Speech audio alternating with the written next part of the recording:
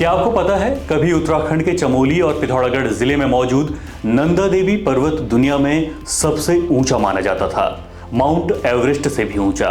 फिर वो अचानक कैसे 10वें नंबर पर खिसक गया? क्या आपको ये भी पता है कि नंदा देवी पर्वत की चोटी को फतेह करना तो दूर, उसकी तलहटी तक पहुंचने में ही सर्वाधिक मौतें हुई हैं?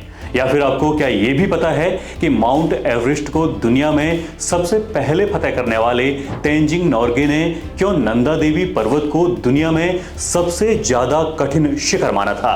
और अंत में ये सवाल भी कि आखिर क्यों CIA ने चीन पर नजर रखने के लिए नंदा देवी पर्वत को ही चुना? जानेंगे आज थर्ड पोल .लाइव के इस खास कार्यक्रम में। नमस्कार, मेरा नाम है जय रावत और आप देख रहे हैं थर्ड पोल .लाइव की विशेष सीरीज परिघटना का ये खास कार्यक्रम, जिसका नाम है शिखर नंदा देवी।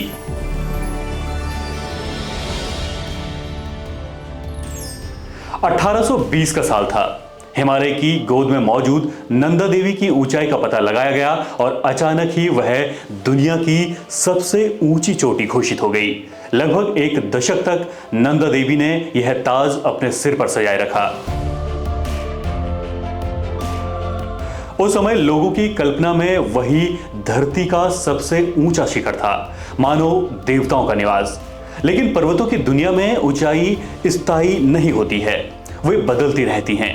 1830 में जब कंचनजंगा की ऊंचाई का अनुमान लगाया गया तो नंदा देवी का यह रिकॉर्ड टूट गया और फिर 20 साल बाद 1852 में गणतज्ञ राधानाथ सिकदर ने माउंट एवरेस्ट की सटीक ऊंचाई मापी।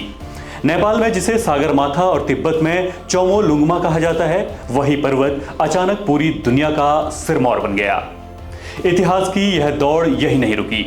महज 2 साल बाद ही माउंट K1 और माउंट K2 की ऊंचाइयां भी दर्ज कर ली गई। नतीजा यह हुआ कि जो नंदा देवी कभी सबसे ऊंची चोटी मानी जाती थी, वह 1855 तक दुनिया की ऊंचाइयों की सूची में 23वें स्थान पर खिसक गई। नंदा देवी पर्वत भले ही 23वें स्थान पर पहुंच चुकी थी, लेकिन एक रिकॉर्ड अब भी उसके पास था और वो था उसकी चोटी तक पहुंचने की कठिनाई, जिसने कई पर्वतारोहियों की जान ले ली।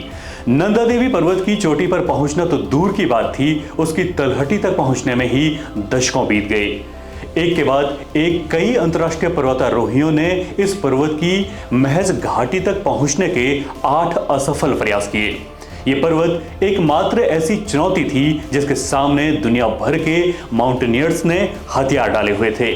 अगर आप ज्योग्राफी की बुनियादी समझ रखते हैं या फिर पहाड़ में ट्रैकिंग जैसे साहसिक खेलों में आपकी दिलचस्पी है, तो इस बात को जानते ही होंगे कि किसी भी पर्वत की चोटी तक पहुंचने से पहले एक घाटी होती है। यहीं पर उस पर्वत का पहला बेस कैंप भी बनाया जाता है, जहां से पर्वतारोही पर्वत की कठिन चढ़ाई चढ़ने से पहले की तमाम तैयारी करते हैं। पहले बेस कैंप के बाद उस पर्वत की चोटी तक कई बेस कैंप हो सकते हैं। जैसे माउंट एवरेस्ट के कुल 4 बेस कैंप में सबसे पहला काला पत्थर लगभग 4500 मीटर की ऊंचाई पर मौजूद है। इसी तरह दुनिया में दूसरे नंबर की सबसे ऊंचाई वाला पर्वत माउंट K2 पर पर्वतारोहण करने के लिए 5 बेस कैंप हैं। अमूमन पहला बेस कैंप तक कोई भी सामान्य इंसान कुछ दिनों की आसान ट्रैकिंग कर पहुंच सकता है, लेकिन नंदा देवी पर्वत के बेस कैंप तक पहुंचने की चुनौती आज भी सभी दूसरे पर्वतों से ज्यादा है। वहीं बेस कैंप तक पहुंच भी गए तो पर्वत पर चढ़ना और ज्यादा कठिन है। इसका छोटा सा अंदाजा आप इस बात से लगाइए कि महज 5 साल पहले यानी साल 2019 में इस पर्वत पर चढ़ने के दौरान 8 पर्वतारोहियों की दर्दनाक मौत हुई। उत्तराखंड राज्य के लगभग बीचों बीच 3 जिलों मसलन चमोली, बागेश्वर और पिथौरागढ़ से लगता हुआ नंदा देवी नेशनल पार्क मौजूद है। इस पार्क में सबसे ऊंची चोटी खुद नंदा देवी की है, जिसकी ऊंचाई समुद्र तल से 7817 मीटर है। नंदा देवी पर्वत से पूर्व दिशा पर महज 2 किलोमीटर दूर एक और शिखर है, जिसका नाम है सुनंदा, जिसकी ऊंचाई 7434 मीटर है। इसे नंदा देवी ईस्ट भी कहते हैं। दोनों को एक पतली सी रिज लाइन आपस में जोड़ती है। इन दोनों पर्वतों के चारों ओर पर्वत श्रृंखलाओं का एक घेरा है, जिसे बैरियर रिंग भी कहते हैं। इसी रिंग में द्रोणागिरी पर्वत और त्रिशूल पर्वत भी मौजूद हैं। इसी रिंग के अंदर का इलाका नंदा देवी सेंचुरी के नाम से जाना जाता था, जो 90 के दशक में नेशनल पार्क में अपग्रेड हो गया था। नंदा देवी सेंचुरी में मौजूद पर्वतों में राहमनी ग्लेशियर, चांगबंग ग्लेशियर, उत्तरी ऋषिगंगा ग्लेशियर और त्रिशूल ग्लेशियर हैं।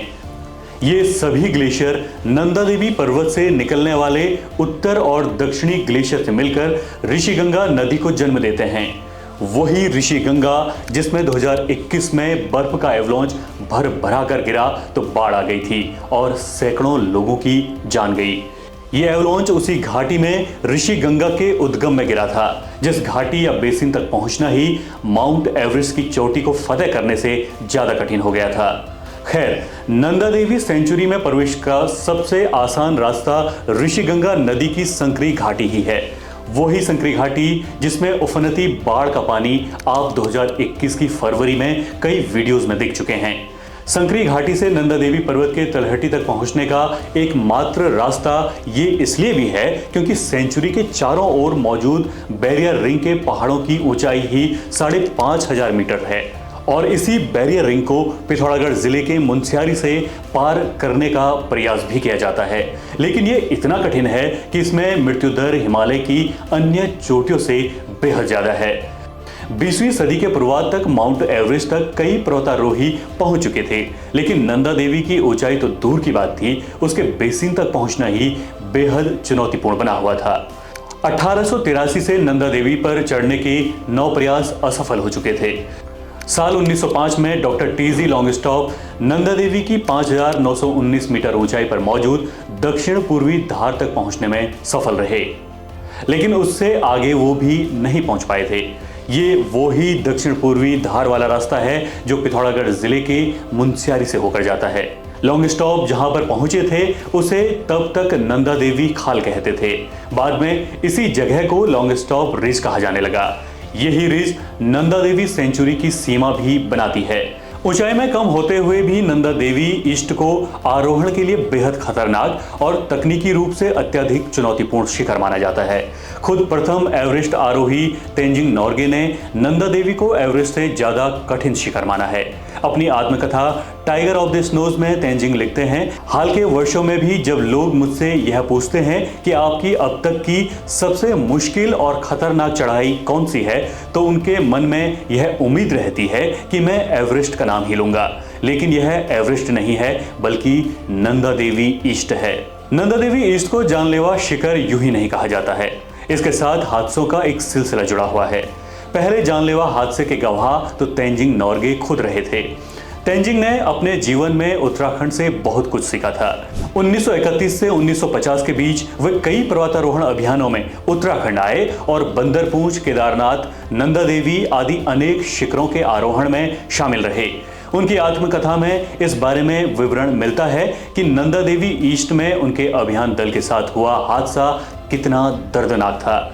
जैसा कि हम पहले ही बता चुके हैं कि नंदा देवी पर्वत के शिखर में पहुंचने से ज्यादा मुश्किल था नंदा देवी बेसिन में मौजूद इनर सेंचुरी पर पहुंचना। 27 जून 1934 को सबसे पहले H.W. लिटमैन और एरिक सिम्पसन ने यह सफलता हासिल की। यह सफलता उन्हें चमोली जिले के रैणी गांव वाले इलाके से मिली थी। अपनी किताब में H.W. लिटमैन लिखते हैं कि नंदा देवी सेंचुरी में प्रवेश करने से पहले मैं हग रटलेज के टाइम्स में दिए बयान को पढ़ रहा था, जिसमें उन्होंने लिखा था कि नंदा देवी अपने भक्तों की कुशलता और सहनशीलता की परीक्षा लेती है। 70 मील के वृत्ताकार क्षेत्र में जहां पर से ऊपर की ओर 12 पर्वत खड़े हैं और जहां 17,000 फीट से नीचे किसी भी स्थान पर दबा भाग नहीं है, केवल नंदा देवी की तलहटी है जहां ऋषि गंगा बहती है। यह पाला और बर्फ को काटती हुई एक तंग घाटी बनाती है जो संसार की भयानक घाटियों में से एक है। इस नदी में उत्तर और दक्षिण की ओर से आती अंदरूनी घाटियों पर यह पर्दे का काम करती है, जिसके पीछे 25,660 फीट ऊंचा पहाड़ खड़ा है। वो ही है नंदा देवी पर्वत।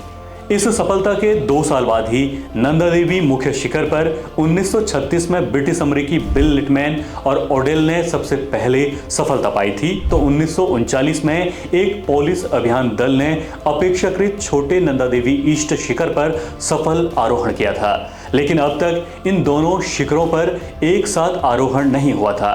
फ्रेंच पर्वतारोहियों की योजना दोनों शिखरों पर एक साथ क्लाइंबिंग करने की थी और इसके दोनों शिखरों को जोड़ने वाली बेहद संकरी 3 किलोमीटर लंबी रिज पर चलकर नंदा देवी ईस्ट, जिसे सुनंदा भी कहते हैं, पर पहुंचने की योजना थी।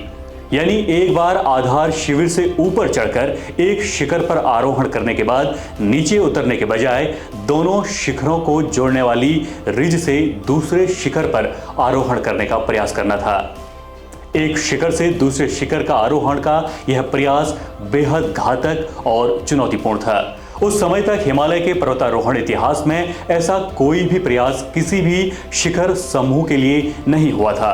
अभियान दल में कुल 18 पर्वतारोही थे, जिसमें 8 फ्रांसीसी आरोही थे, भारतीय सेना से नंदू जुयाल थे, 9 शेरपा थे और तेंजिंग को शेरपा सरदार की जिम्मेदारी मिली थी। नंदू जुयाल के साथ तेंजिंग 1946 के बंदरपूंछ अभियान में आरोहण कर चुके थे। दल के साथ बड़ी संख्या में स्थानीय भारवाही भी थे और उनके साथ भाड़े की दरों को लेकर अभियान दल की अनेक बार बहस हुई और विवाद भी हुआ। लेकिन अनेक कठिनाइयों को पार करते हुए अभियान दल ऋषि गॉर्ज को पार कर नंदा देवी के आधार में फूलों से भरी सेंचुरी में पहुंच गया। तेंजिंग लिखते हैं, हमने आगे बढ़ने के लिए सब कुछ किया, पर मुझे अब भी इस बात की हैरानी होती है कि हम बच कैसे गए। हमारे 2 साथी लापता थे, जिनका तय था कि अब वो मर चुके हैं। उधर दूसरी तरफ से चढ़ते चढ़ते हम एक ऐसे स्थान पर पहुंच गए जहां से ऊपर की ओर कुछ नहीं था। हम पवित्र नंदा देवी ईस्ट शिखर पर थे। मनुष्य दूसरी बार इस शिखर पर पहुंच रहा था। मेरे लिए तो वह हमेशा के लिए एवरेस्ट के बाद सबसे ऊंची चोटी बनी रहने वाली थी। इस विजय के बाद भी हमने वहां से दिख रहे तिब्बत की ढलानों के बजाय नंदा देवी शिखर और बीच की रिज को देखना ज्यादा जरूरी समझा। हमने इस अद्भुत शिखर और 2 मील लंबी रिज के चप्पे चप्पे पर अपने साथियों के निशान ढूंढने के प्रयास किए, लेकिन हमें वहां कुछ नहीं दिखा। नंदा देवी ईस्ट के सफल आरोहण के साथ ही तेंजिंग के नाम एक खतरनाक शिखर पर आरोहण की सफलता दर्ज हो चुकी थी। अपने साथी आरोहियों के बलिदान की कड़वी यादों के बावजूद तेंजिंग के पर्वतारोही जीवन में यह बड़ी उपलब्धि थी। इस उपलब्धि ने तेंजिंग के एवरेस्ट शिखर पर पहुंचने की पटकथा भी तैयार कर दी थी। केदारनाथ, बंदरपूंछ, नंदा देवी ईस्ट जैसे शिखरों ने तेंजिंग के पर्वतारोहण कौशल को निखारा, हिमालय की चुनौतियों से जूझना समझाया और अंततः उत्तराखंड के इस अनुभव ने तेंजिंग के एवरेस्ट विजेता बनने की राह आसान कर दी। इस अभियान के 2 दशक बाद 29 मई 1953 को Tenzing and one Hillary mount Everest के शिखर पर पहुंचने वाले दुनिया के पहले पर्वतारोही बने। नंदा देवी पर पुरुष ही नहीं बल्कि 1981 में पहली बार महिलाएं भी पहुंची। हर्षवंती बिष्ट, चंद्रप्रभा एतवाल और रेखा शर्मा ने सफल आरोहण किया। 1982 में नंदा देवी सेंचुरी को पूरी तरह से बंद कर दिया गया। इसी वक्त नंदा देवी नेशनल पार्क की स्थापना भी कर दी गई। अब आखिर में उस सवाल का जवाब कि आखिर CIA ने चीन पर नजर रखने के लिए नंदा देवी पर्वत को ही क्यों चुना। इसका जवाब आसान है। एक तो नंदा देवी भारत चीन सीमा के बेहद करीब है। यहाँ से तिब्बत और शिनजियांग के अंदरूनी इलाकों तक रेडियो सिग्नल और मिसाइल परीक्षणों की निगरानी संभव थी। इतनी ऊंचाई पर लगाए गए उपकरण चीन के परमाणु परीक्षण स्थलों से निकलने वाले रेडियो तरंगों को पकड़ सकते थे। CIA को पुख्ता जानकारियों के लिए उस वक्त लाइन ऑफ साइट यानी सीधी दृष्टि की जरूरत थी, जो नंदा देवी जैसी ऊंचाई से ही संभव थी। हमारे सहयोगी मनमीत की लिखी ये स्क्रिप्ट आपको कैसी लगी हमें कमेंट कर जरूर बताएं और हमें सहयोग करने के लिए thirdpole.live को सब्सक्राइब करना ना भूलें। आपसे फिर मुलाकात होगी किसी और कार्यक्रम में। तब तक अपना ख्याल रखिए। नमस्कार।